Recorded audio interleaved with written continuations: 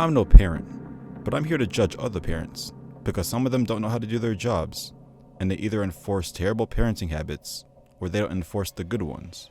So I'm here to talk about the very things that trigger me when it comes to bad parents.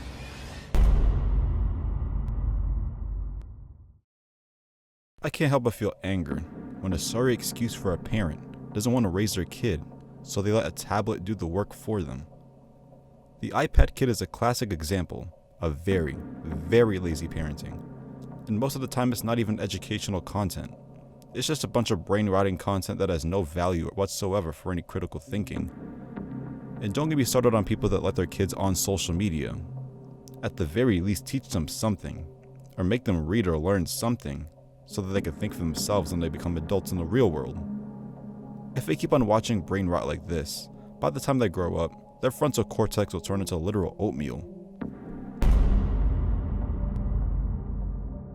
When I say talking back, I mean when people let their kids talk to them in the most crazy way possible. Like kids cursing out their parents, saying all sorts of fuck you, and I hate you, and talking all sorts of crap that my mom would have knocked one of my teeth out for if I pulled that. But you'll see so many parents just coddle their annoying kids, even after talking crap. Not so much punishment comes out of it. For your kids to think twice on what they say, you need some sort of punishment that you know damn well they won't like.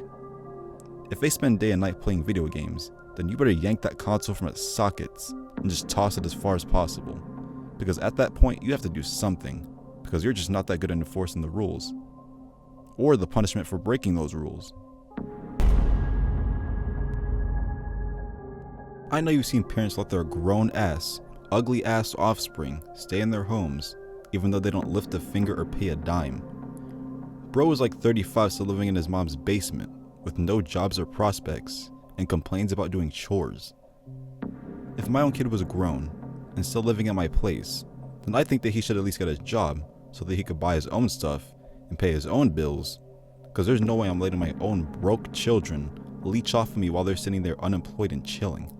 And that's how they get away with it, because these parents don't enforce nada, and their parents walk all over them like a Persian carpet. They don't kick their ungrateful souls out of the house that you paid for.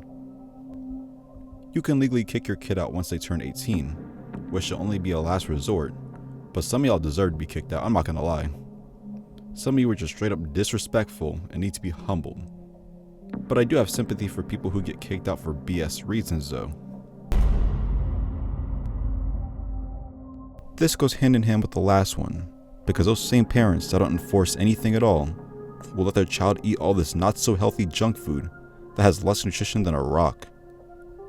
Their kids don't even know what fruits and vegetables are, and you're letting them develop childhood obesity and putting their health and their future self-esteem at risk because you don't want to cook food. In my opinion, that has to be some form of child abuse. And I'm not saying that we can't enjoy a bit of our favorite junk food once in a while, but at least do your part in encouraging your kids to eat healthier, because you have no real reason for why your kid weighs more than the mom who had the kid in the first place.